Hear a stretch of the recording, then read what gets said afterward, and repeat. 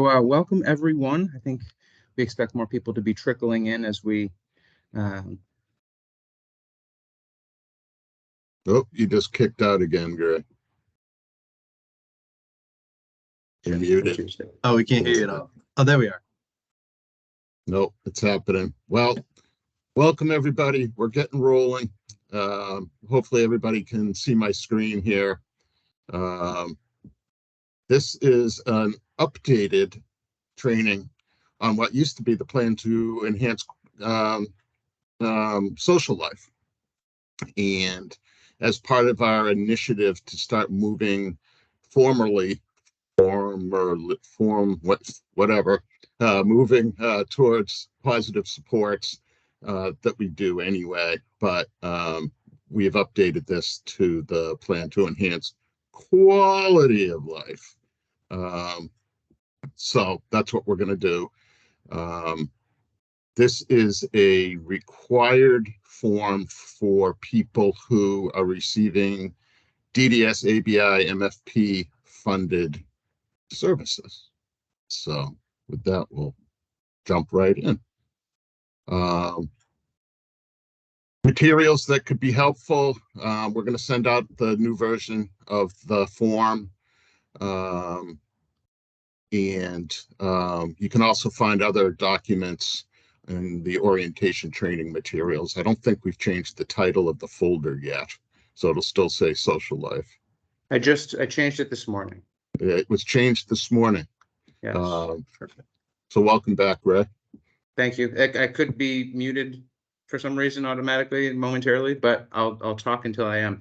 This is really, like I said, this is an extension of Dan's training on Tuesday. And the expectation for people is not to reinvent the wheel with this, right? DDS is basically requiring the agencies that they fund to implement a positive supports plan for the people that they serve. And so a lot of people are starting from square one. A lot of agencies are starting from square one.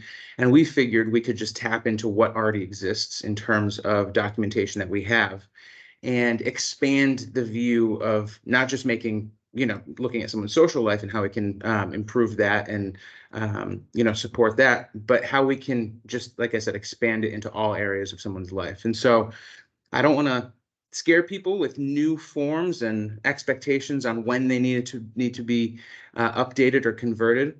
What we're asking is that when your plan to enhance social life is due for an update, you convert it into the plan to enhance quality of life, right? And so that could be next month, that could be in the spring.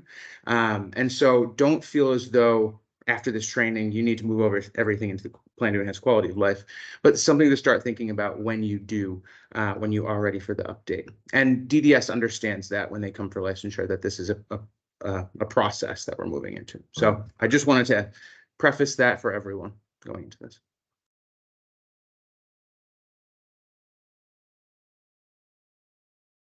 So we do this training to really assist care managers, support teams in the creation and maintenance of this form, of this plan, and the training is to provide detail for each section of the document to give kind of best practice examples.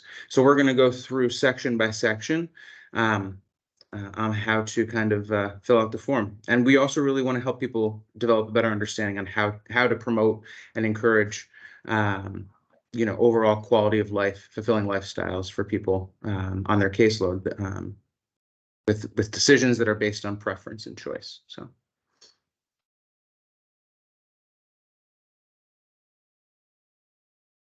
We always start out in this training by taking a glance at the agency mission and some of the agency's key principles that are in our policy and procedures manuals.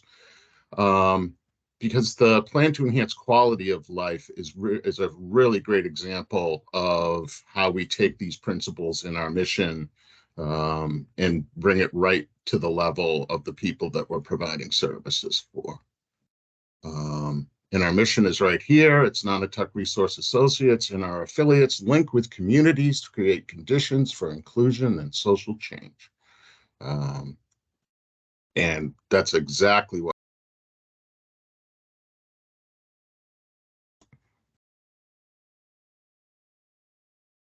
the first key agency principle really is talking about how that we want to support each person to have a real, authentic, desirable home and home life that's comparable to what any citizen would want for themselves and their loved ones. And these principles are, you know, we've finessed them a little bit over the years, but it's pretty amazing how closely they tie in with kind of the philosophy behind the form, behind the plan to enhance quality of life. So number 2, key agency principles is to remain committed to the people we support for as long as they choose to affiliate with the services of the agency. And the next one is that we want to provide continuity, stability, and consistency, so that people receiving services can feel secure and supported in their homes. Yeah. Number 4, to assist each person with activities, challenges, opportunities, and life interests that are most clearly relevant to their most fundamental needs and desires. Right. And so we always talk about the person-centered approach. Positive supports is that in a nutshell. You know, meeting people where they are, you know, supporting people with what their desires are specific to them and what their goals and experiences are. So it's pretty straightforward. The 5th one is to facilitate the acquisition for each person, with each person, for a range of meaningful relationships, membership with and participation in the community, and a variety of valued social roles. That's going to come up in the document itself, suitable to their unique ambitions. So what social roles does the person have and want? And can we find them, with them, valued social roles? We all have valued social roles. Some are fathers, mothers, gardeners, club members, whatever it is. We want our people to have those roles as well. I get the short ones. Doug gets the long ones. It's just, I keep forgetting to switch. I know. Number 6 is to honor the unique family ties of each person, seeking to ensure that these bonds are recognized and supported by the agency, whether close or distant. Right. And so we know that navigating family and family relationships can sometimes be challenging and sometimes be seamless. Right. And so we want to really, again, use a person-centered approach to support people in whatever kind of relationship they want to have with their family. And what they, you know, who they define as their family. Right? And the 7th one here is that we want to recognize that people with disabilities are in jeopardy of not being seen as valuable or deserving of equal opportunity and fair treatment. So as an organization, we want to make sure we have an array of safeguards that ensure that each person's rights and best interests are fully respected, both inside the agency and by parties outside the agency. So as we've been going through orientation, with forms, licensing, a lot of that stuff really helps to make sure that best interests are fully respected and rights are respected. Number 8 is to pledge that the agency remains focused on the people it serves and to ensure that the quality of their lives remain its first loyalty and priority. I think that could be, you know, taken exactly from this form, which is pretty cool. The next one is to value and encourage the contributions of all those who might share in the lives of the people we support, from family, relatives, friends, providers, staff, board, neighbors, co-workers, roommates, etc. We want to make sure that we're integrating all of those folks that are significant to the person into the services they receive. We also want to remain considerate of and responsible to the communities in which the people we support live in. Furthermore, to welcome and invite the personal involvement of community members in the lives of the people and agency. So this includes the agency's care and trust with the resources it's given, right? A lot of what we look at when we're supporting people is community involvement, right? And developing meaningful relationships within the community, relationships that have, that there's longevity with, where it's not just, people are moving in and out of the lives of the people that we support. And so community is a big component of this. Absolutely. And number 11 is just we really strive to operate the agency in an open, accountable, and self-critical manner. So how can we get better?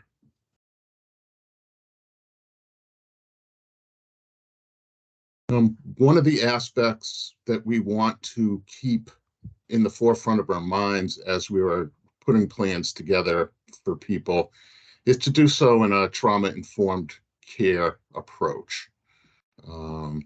And SAMHSA, which is the Substance Abuse and Mental Health Services Organization, has a definition, which is that trauma-informed care is a strength-based service delivery approach, just like positive supports. It's grounded in an understanding of and responsiveness to the impact of trauma on people, and that it emphasizes physical, psychological, and emotional safety for both providers and survivors to build a sense of control and empowerment.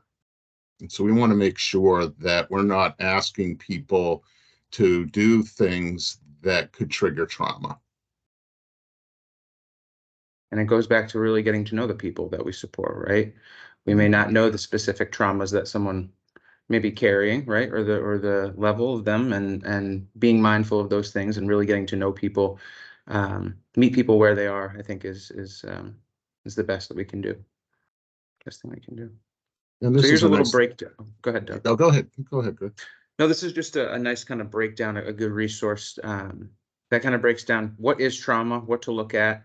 They break it down as an events, experiences, and the effects that kind of follow, and how to use a best practice approach, being trauma informed, right? And so realizing the prevalence of the trauma, recognizing how it affects all the individuals involved, resisting re-traumatization, right, as we were just talking about, and responding by putting this knowledge into practice, right? So I think we do this, or we try to do this with everything, not just this plan to enhance social life, but I think when we're talking about community involvement and enriching people's lives and relationships, it's something that we should that we should be mindful of and hone in on.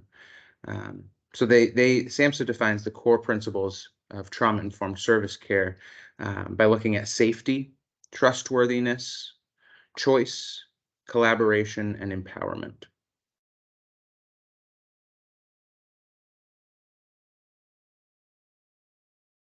There we go.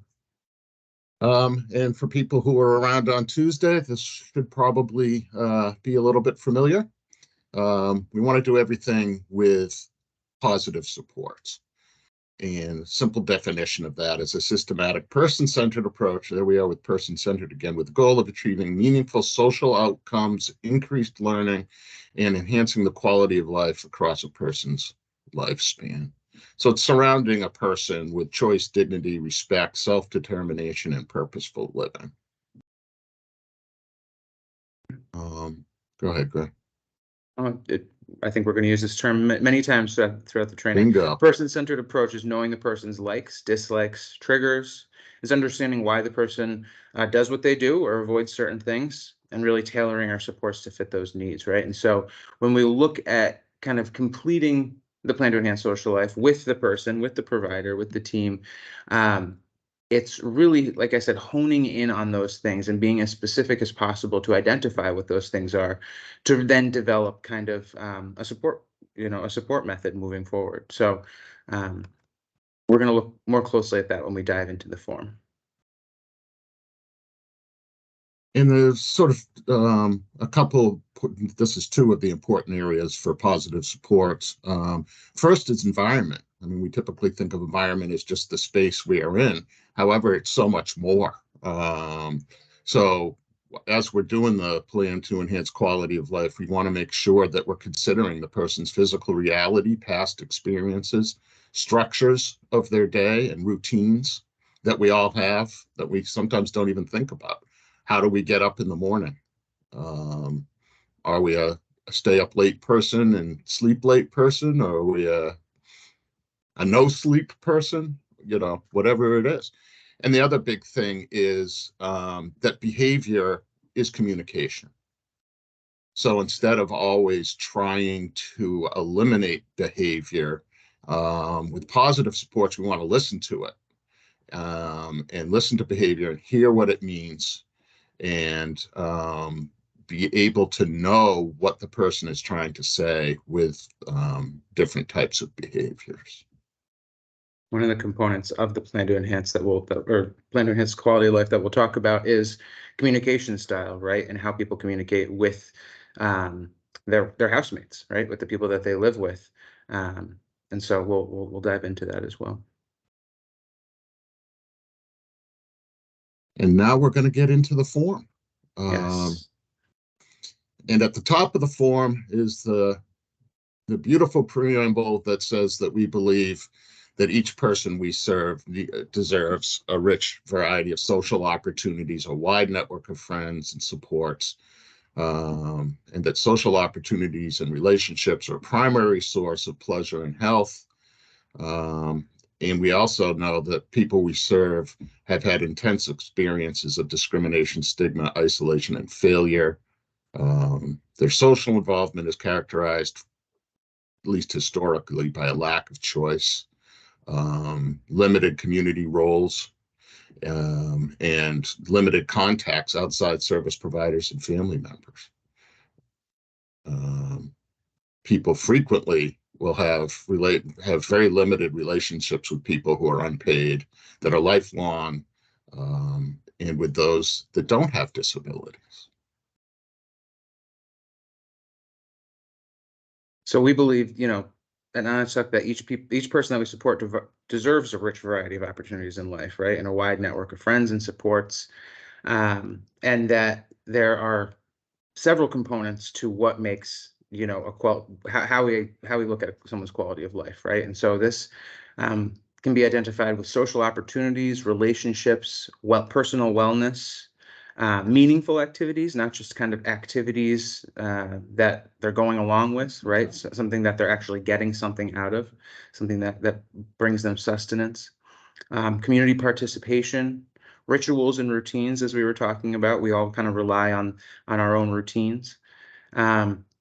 Personal identity, pace of life, and choice and control, right? And I think, often we're going to go back to the idea that this is something that we all look for. This is something that we all need, right? In all of our lives, not just in kind of service world. And so I think some of us could really kind of benefit from our own plan to enhance quality of life, So think about it like that. Think about it as how you would kind of orchestrate your own plan to enhance quality of life as we go through this. Yeah, and how for many of us, these just evolve. Right? I don't really sit down and think of my rituals and routines all that much, Right. Or whether or not I have control over pace of life, which sometimes I don't, but try to. So. And we said before, many people have had the stigma, isolation, and failure. And for some of the people we serve, this situation still exists. And one of the reasons to do the plan to enhance quality of life is to try to remove those.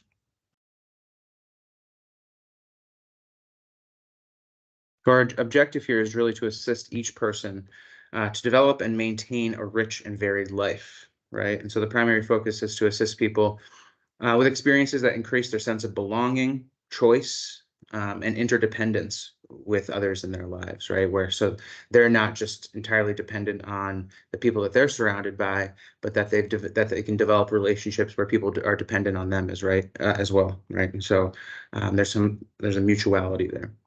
So this is a long-term process requiring persistence and daily effort on the following objectives. And I do want to reiterate that each plan is going to be different. Each support method is going to be different for everyone that we support. And the idea is that, again, this is a process. You can see it may take, years for someone to really feel as though they're comfortable enough to, be more embedded in their community or find what wellness means to them, or, feel as though they have a strong definition of what their identity is, right? And there's some people that know that, right away and have a really kind of strong idea about what that looks like. So each plan's different, and we're going to kind of hopefully help you figure out how we can best suit each person's needs And choices.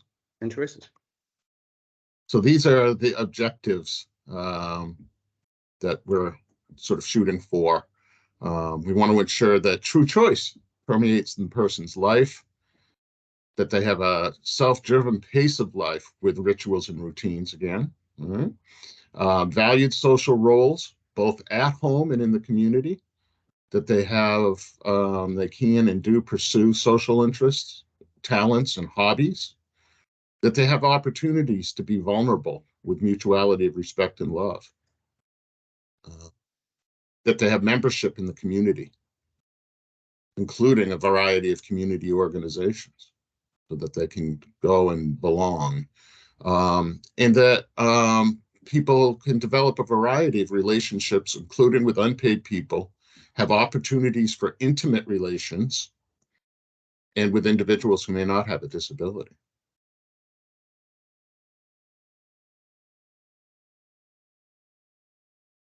So to this end, we ask that we meet regularly with each person, the shared living provider, to come up with steps to achieve those objectives. How are we going to do that? And the following is just the report on that efforts. It's the plan. It should be filled out, reviewed at monthly visits, and updated at least annually. And as Greg was saying, the rollout of the plan to enhance quality of life should occur when the last plan to enhance social life expires, or was due to be renewed. So we started off, the first section is really kind of an assessment basis, right? It's getting to know the person, getting to know what they like, what their interests are, what their skills are, where there's opportunity for growth, and what their living arrangement looks like, right? And so we're going to, like I said, we're going to go section by section of the plan to enhance quality of life form and talk about best practices on how to complete them. So the first is household. It seems on the surface pretty obvious on what to fill out there, but we always want to encourage people to think a little bit deeper, right? If there is a neighbor that comes by, 5 times a week and doesn't even knock, and it's just like, hey, I need some ketchup. I'll bring it back after dinner, and they're just kind of embedded in the household, I would list them. And it's important to kind of list, what relation they have to the household if it's a neighbor. But we want to really look at everyone that is embedded in this person's life, is kind of part of their daily engagements and relationships. And so you can get creative here, which is kind of fun. Yeah, we should change the slide. Instead of everyone living in the house, it should be everyone involved in the household or something like that. We'll try to do that for next time. Perfect. The date of the plan, of course, as Doug said, it should be updated yearly or as changes are made, right? This is all of these components for each section are included in our home visit. And so the expectation is that in our home visit form. So the expectation is that we're checking on these areas every month to see how the person is doing and progressing, or how they're feeling about the plan that's in place. And just a side note, we are in the process of updating home visit notes, table of contents, audit tools, stuff like that, to reflect plan to enhance quality of life versus plan to enhance social life. Next meeting date, again, pretty obvious. The next meeting date that's determined, or TBD if it's not yet established.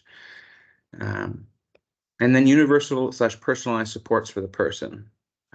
Those supports that enhance comfort, increase competencies, and build meaningful connections. And so examples of those, I may open up the floor to. What do people think that could be? What do you think we could put in there for someone on your caseload?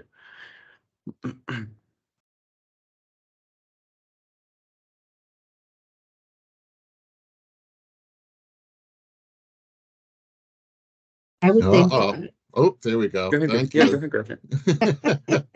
I'm not a direct support person, but I would think you could put in things that that help that person. Like if they like to talk about, things of interest, or if things stress them out, or if they like to go to the movies, like that could be a good, all right, if we go for a walk today, we can go to the movies later, or something like that.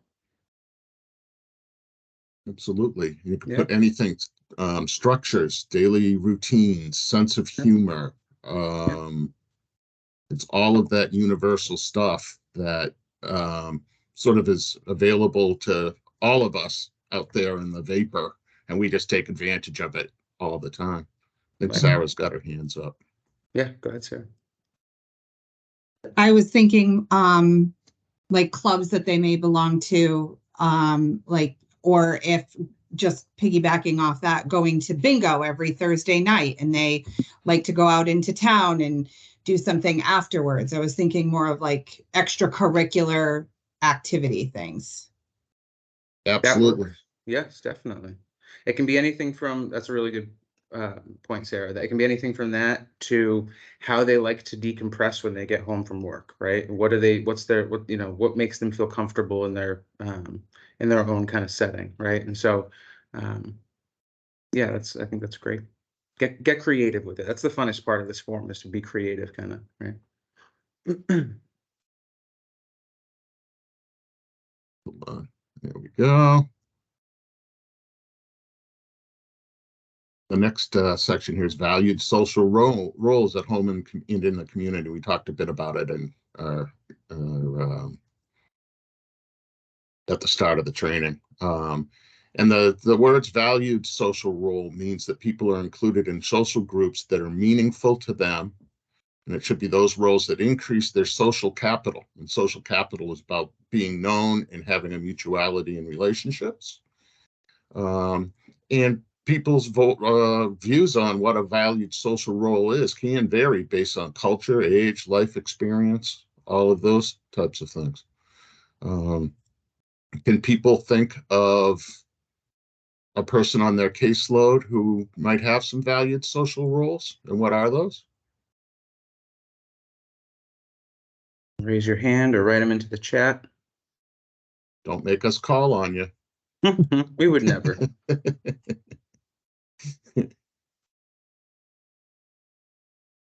It can be anything from, an uncle who just, is there for their nieces and nephews, or it can be someone who, like Doug said, who's part of a membership in town.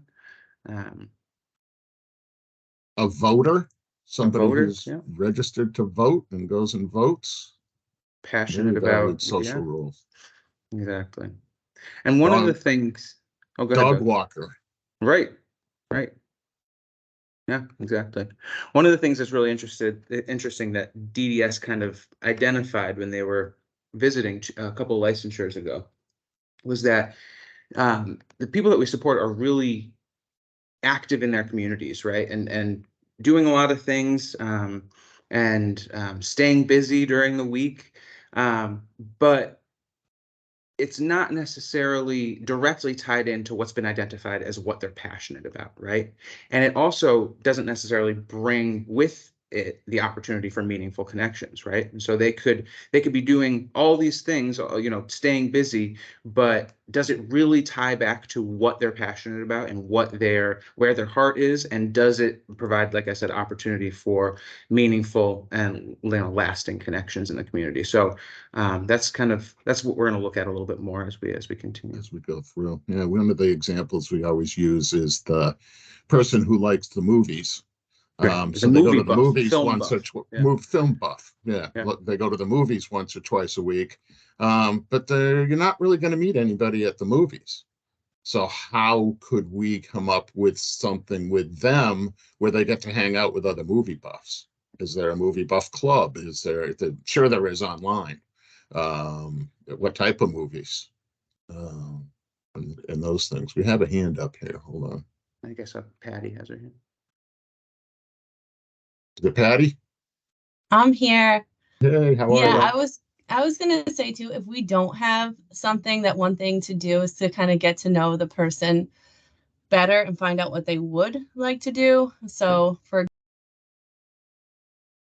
in the day-to-day conversations, but someone may be really interested in joining a drama club and it just has never panned out, or there hasn't been the opportunity. So it may be something that you can help with other than those things that are kind of more of a given. So we're helping making sure people have a physical or a dental, or following up with their day program. A lot of the times, you know, when we interview providers who apply to come on board with us, we ask, what will you do to help this person meet people in the community? What's your role in the community? So it may be something that, you know, it's really one of our goals, but it's something I think we can try to put in effort to make sure we're, you know, making that concerted effort to make sure that we're looking to what could be added to the mix rather than just kind of what's there. And that's something we can include in this plan. Absolutely. That's a really good Absolutely. point, Patty. And it goes back to what I was saying about being creative, right? That's the funnest part of this, is like digging a little bit, figuring out, figuring out where there's potential for growth or where there's potential for interests, and really tapping into it. The plan itself is really about that. It's about the effort that we put in to help people, achieve things or pursue things, I should say. It's not about whether they're pursuing them or achieving them. It's about whether we are giving them a platform, giving them a voice, giving them avenues to really explore these things. And so I appreciate you saying that, Patty. Yeah. As you were saying earlier, some people it comes naturally, and other people it may take years for them to really feel that they can make a choice. Yeah. That they can say, no, I don't want to do that. I'd like to do this, those types of things.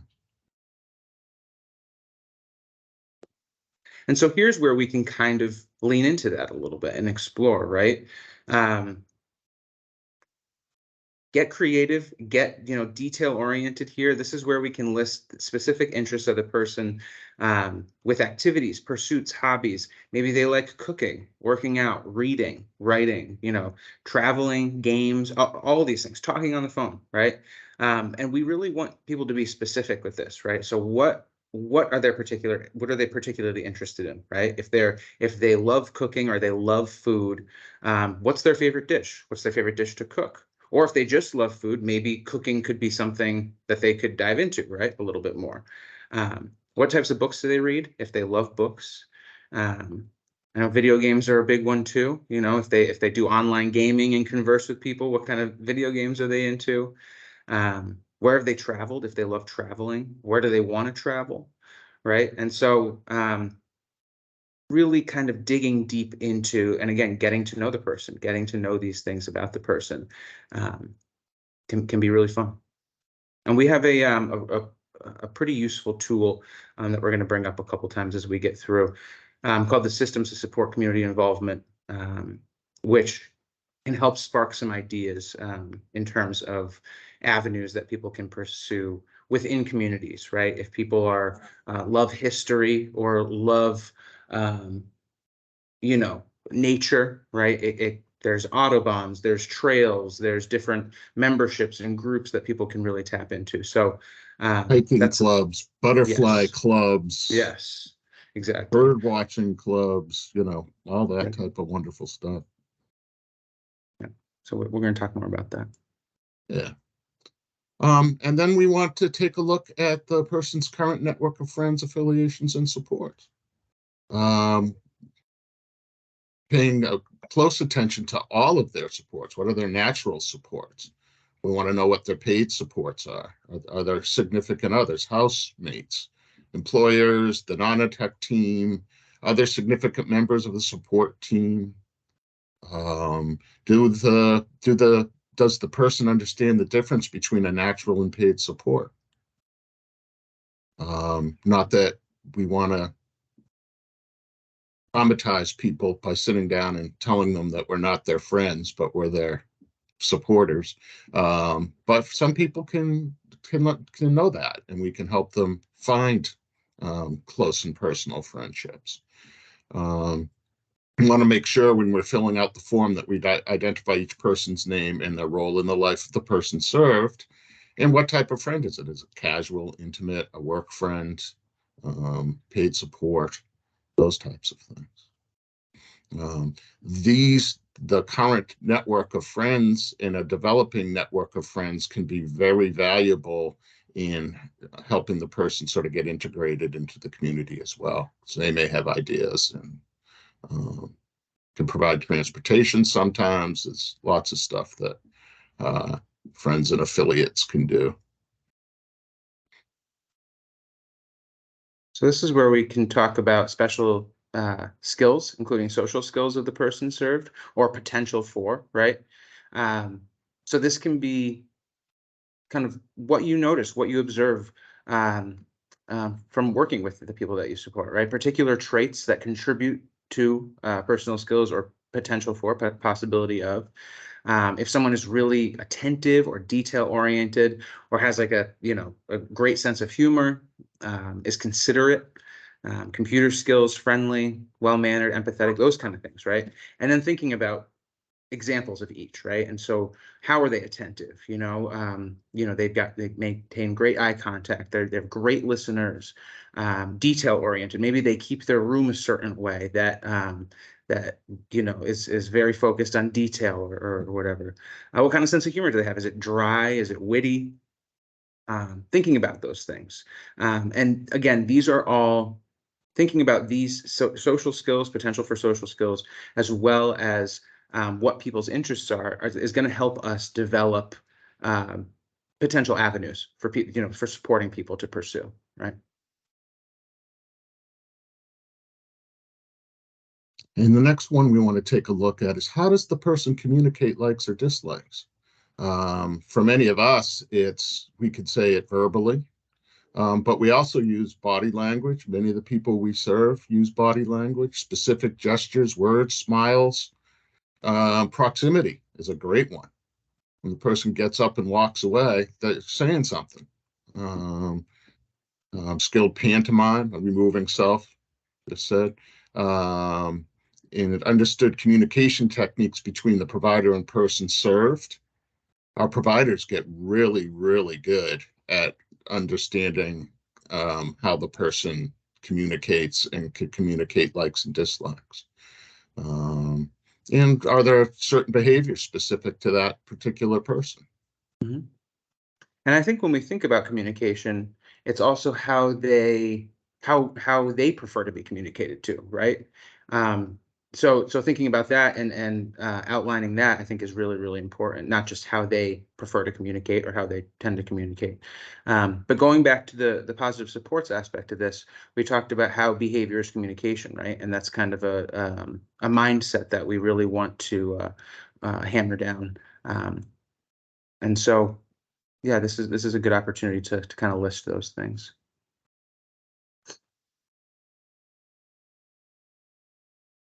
And then we want to look a little bit at how the person chooses among options made available to them, right? I think we always go back to the idea of choice and empowering people to make choices, and that regardless of, what limitations people may have or what challenges that they may face, that everyone has the ability to choose, right? Everyone has that human right. And so this is where we want to describe the resources the person uses to access or engage in certain options in their daily life, right? And so how are options of relationships or activities or events, as simple as food, clothing, politics, how are those made available, right? Is it through the internet? Is it through television? Discussion with friends? Is it just through the shared living provider who kind of relays these things? Religious or spiritual groups, right? And then once this person is presented with these options, how do they choose among them, right? Is it independently? Is it with assistance from the support team? This is really where you can get person-centered, right? In terms of the methods that are used or highlighted. There was an example that I always give, and I may be butchering it, and especially since the support team's here, call me out if I'm wrong, but there's someone who doesn't use words to communicate, but absolutely loves to go out to eat and goes out to eat once a week with the household, and has certain spots that they love to hit. And it's basically they're presented with flashcards of their favorite restaurants in the area, and are kind of asked to decide which one they want to go on that specific night, right? And that's their best way of communicating or relaying this information. And it feels very choice oriented, right? That they're making this decision amongst a variety of choices. It's not just like the provider saying, we're going here or here, decide which. That's not a choice, right? It's thought out, it's person centered, it's meeting someone where they are. And so that's just a good example of how choices are presented. What is their communication style? We talked a little bit about that in the previous. Is it and is, how are choices communicated? Are they authentic choices, right? I just gave an example of an authentic choice versus a non-authentic choice. So I think it's important to distinguish those two things, especially when we're completing this section of the form and thinking about how we support people in a person-centered approach. Very much so. I think Sarah has her hand up. Yes. Thank you. Just something to go along with what you were saying, Gray, is that I've always gone under the blanket of 2 is not a choice. 3 or more options are then a choice. It's because then it becomes I have to pick one of these things rather than an array of choices like most of us get on a daily basis. It's Yes. true. That's true. Yeah. That's That's a really great point. And I love the example that's in here. We talked about it before. It's the open-ended, what do you want to do tonight versus we've decided we're going to the movies. You can choose one as long as we like it. That's not even close to a choice. right. Where if Exactly. you do the open-ended versus yes or no, and have those options available, they really do empower the person. They do. And even, sometimes what do you want to do tonight can be overwhelming for some people, right? And not be necessarily person-centered, right? And so presenting a dozen options that that they have historically enjoyed or have, shown interest in is kind of Better. person-centered and still Yeah. open-ended, right? Absolutely. So thinking about it, there's not one approach for this. It's very, person to person, but yeah, pretty interesting. And then at this section, we were looking for what does the person do to feel well physically, mentally, spiritually, socially, or other areas of wellness? What do they do? Do they like to go for walks? Do they meditate? Do they watch TV? Do they go to church? What social interactions do they have that make them feel better, make them feel well, make them feel good about themselves, about their bodies, and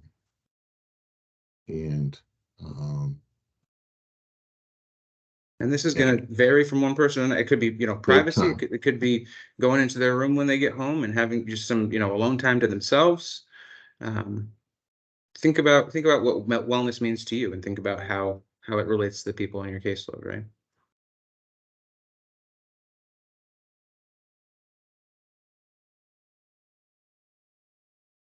And then the assessment area, this next area here is we're asking people to come up with some of the obstacles, the barriers to the objectives that we had highlighted up above and on the form, that are on the form as well. But what are the things that are interfering with the person, or could be interfering with the person sort of moving forward in enhancing the quality of their lives? Is it physical limitations? Is it difficult for the person to communicate? Financial limitations is frequently a big one. They'd love to travel more, but they just don't have the money. Do they have social anxiety or mistrust in others due to past traumas, maybe? They've had limited opportunities in their life. They can struggle with social skills, which can make it difficult for people. Do they have self-doubt, inappropriate social behaviors, medical conditions? You can just go on and on. But what are those obstacles that could be preventing the person from moving forward? One of the biggest ones for that I think falls under a lot of these examples is kind of lack of understanding from the community, right? I mean, when we look at Stigma. inappropriate social skills, that's what the community is deeming it as, right? And so that can lead to self-doubt. That can lead to social, anxiety or mistrust in others, right? And so we don't always want to look at what the person, the limitations of the person. We want to look at how the environment and the community is affecting these limitations or these obstacles, and look at environments or settings that are conducive to that person, right? That allow for comfortability, that allow for people to flourish and feel as though they have a sense of belonging. So I just wanted to reiterate that. But Great points. And then that sort of concludes the assessment area, if you will. And then we move into sort of the meat of the plan. And the first area is, how are we going to assist this person to explore, discover, and connect with their interests for cultural, social, recreational, and spiritual activities? Based on what we know with the person, based on conversations with the person, what are we going to do? Yeah, based on what we kind of identified in the assessment, right? Yeah. Based on what social skills the person has, what interests the person has, communication styles, where there's room for growth in those things.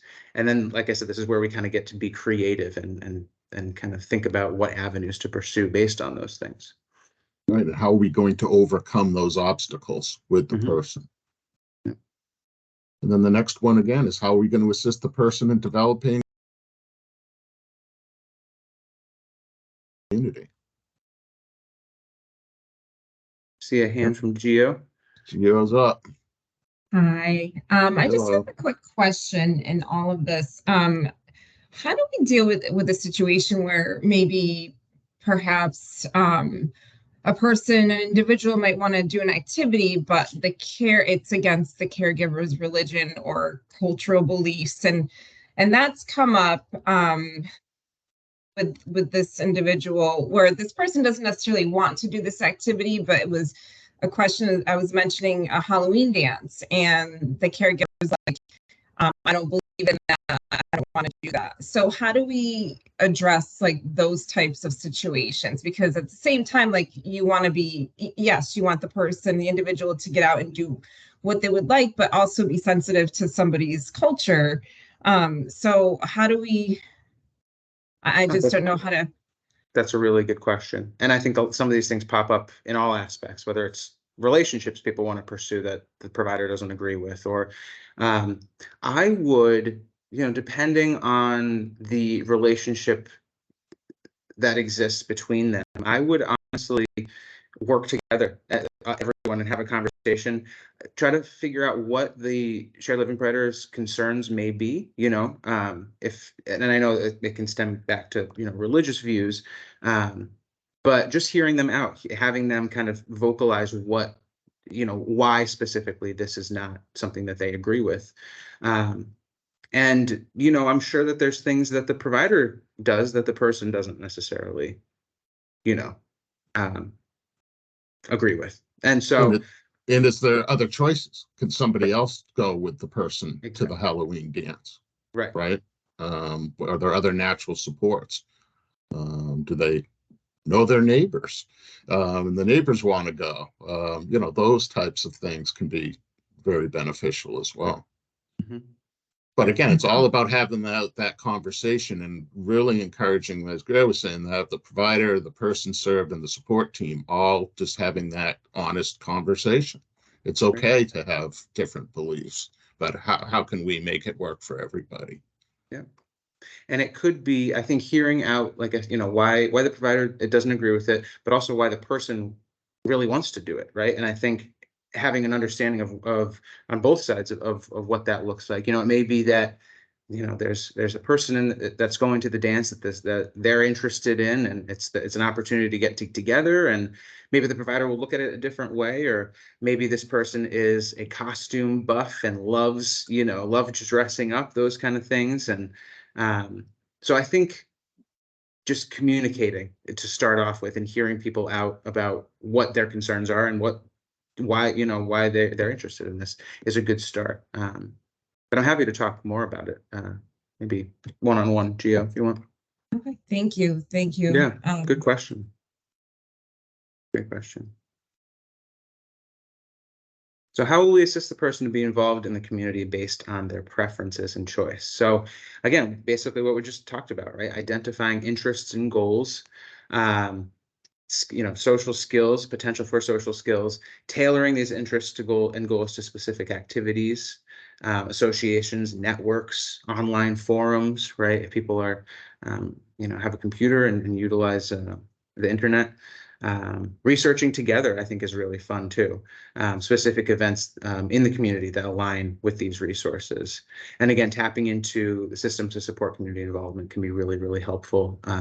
Once you kind of identify what you want to pursue, it can be a good one. And I do want to really emphasize that, and I'm glad you brought up the provider aspect of this, Gio. They're really kind of the bridge builders of these kind of supports, right? And so that's why it's so important that it's checked up on a kind of a regular basis at home visits, that providers are trained in these kind of things.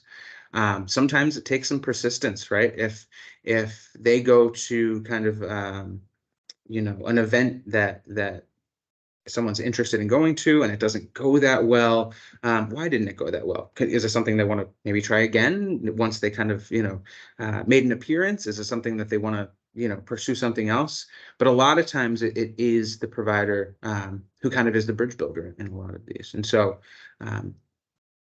as we roll out this positive supports initiative, I think it's really just important to emphasize that and to reiterate that providers should be, have an understanding of kind of as much as case managers do of these kind of things.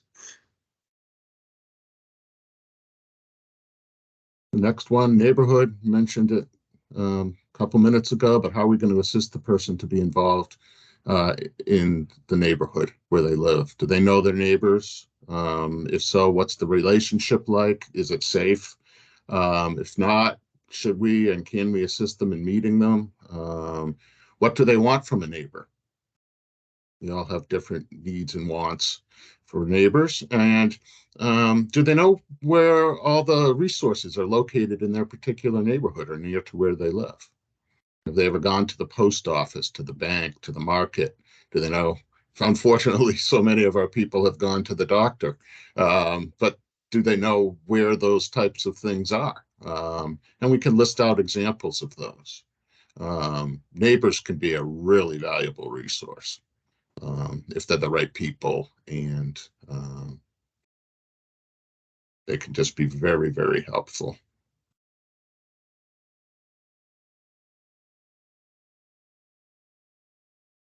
How will we assist the person with opportunities to develop and or increase personal relationships and social contacts, including relationships with unpaid people, right?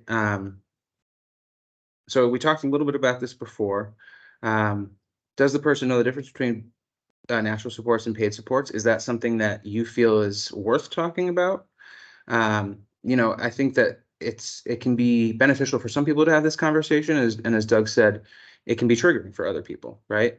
But if you do have the conversation, I think it's important to do so in a way that we let people know everyone has paid and natural supports, right? Your trainer at the gym is a paid support. Your hairdresser is a paid support.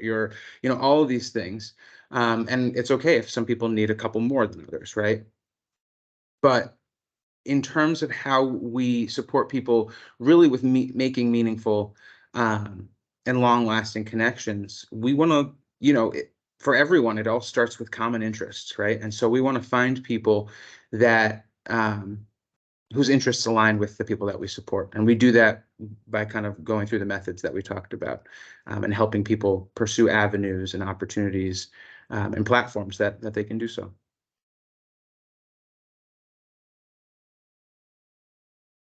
There's more community mapping. How can we develop relationships with people that frequent those places? These are just some more of the examples of ways that we can support a person with personal relationships and social contacts.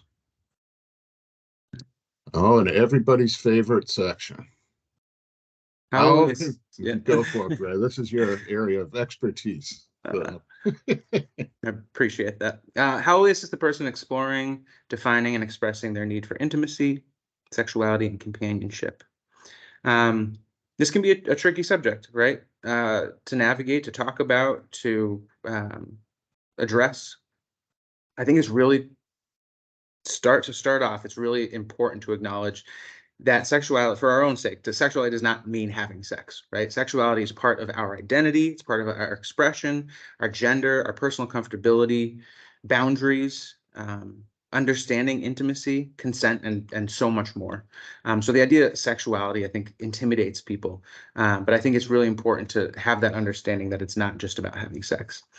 As we know, the topic of sexuality and intimacy is considered taboo in many cultures, especially for people with disabilities, right? There's a lot of preconceived notions, there's a lot of stigmas, and a lot of negative, inaccurate perceptions of sexuality in the disability community, right? Statistics show that sexuality education has been excluded from the curriculum for many people with disabilities, and it's just not even talked about. And so most often people are kind of just left to figure it out on their own, right? And so you can go to the next slide, Doug.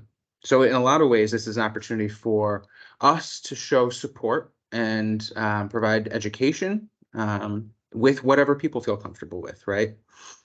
So our goal is, as case managers, is to really normalize the conversation with the people that we support. And in a lot of ways, the way of doing that in a lot of cases is to just open the door and discussion based on people's needs and desires and experiences. So we can do this by first asking people if this is something they feel comfortable talking about, and if not, that's totally okay. But to let them know that we can be a resource if and when they're ready to talk about it, right?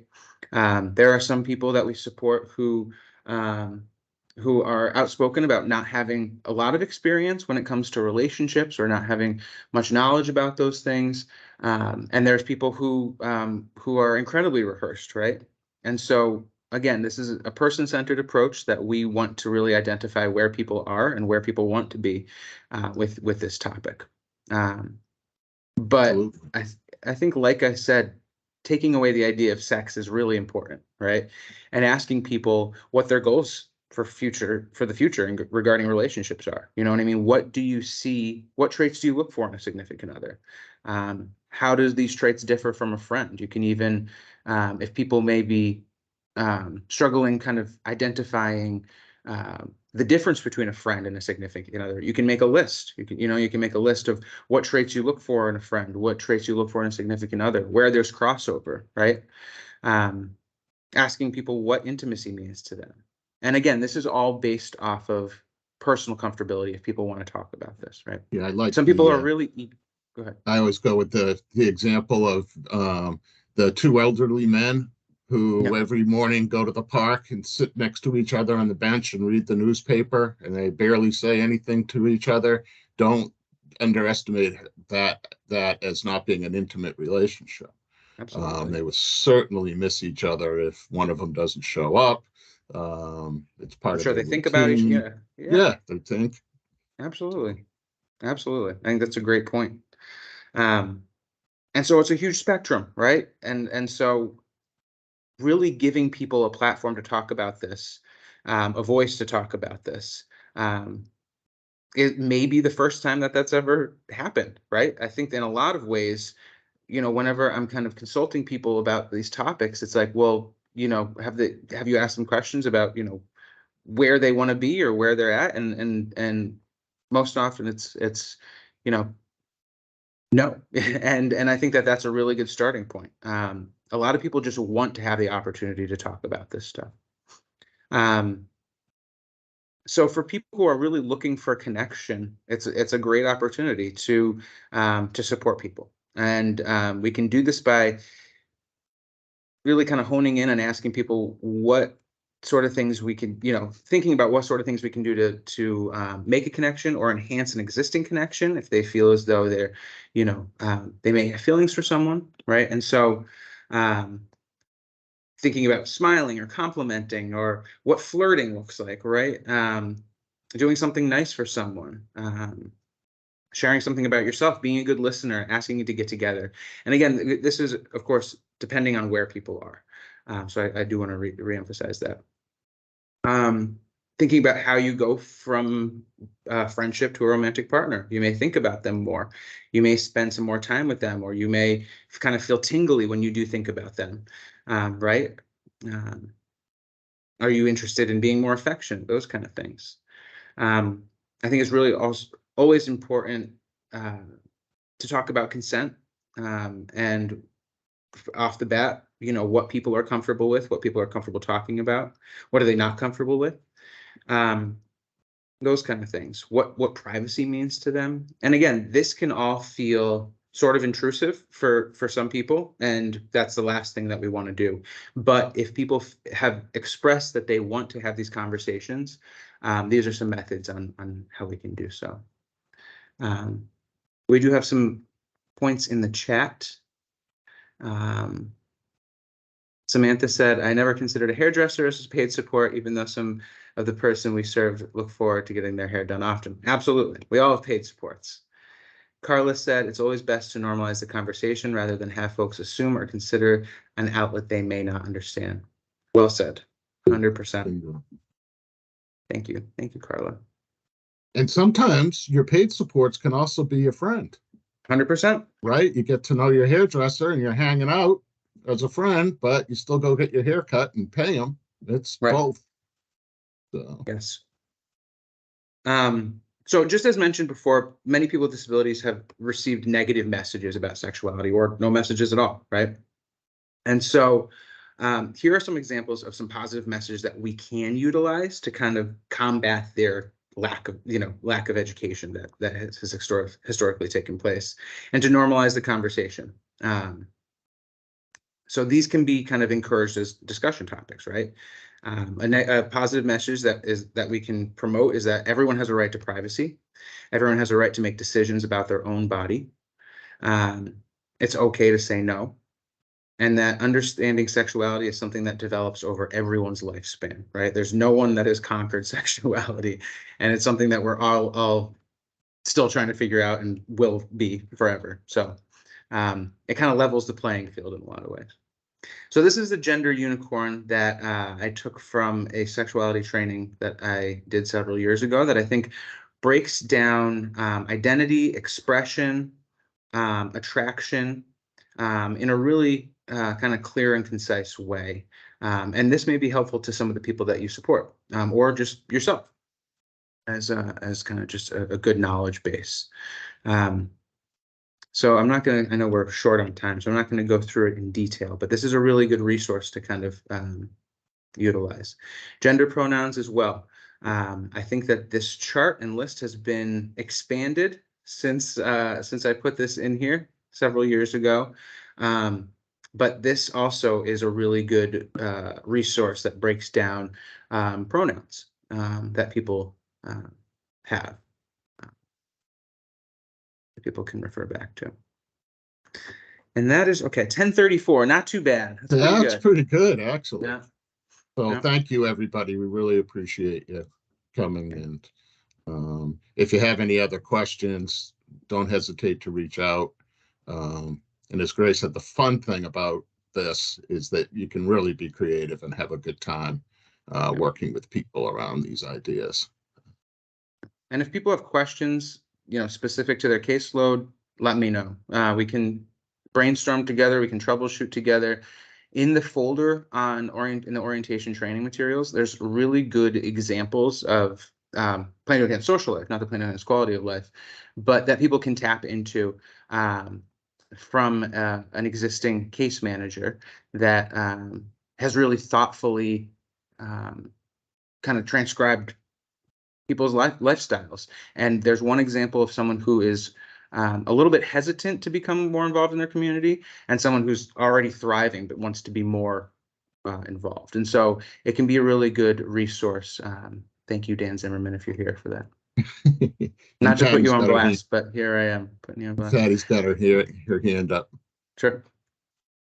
Sorry if you just said this, but what about those last two slides that you were showing as a tool? The gender Can unicorn. you share and the- them? Yeah, can you share them? I mean, yeah. Yes, definitely. And it's in the PowerPoint, which we're going to send out too. Okay. But yes, I can definitely share those. And they were in the, I believe I'm not sure, but in the Plan to Enhance file, the Social Life Yes. presentation is in there, and they are part of that too. So you can just go in there, the second to last and third to last slides. Yep. And print them out.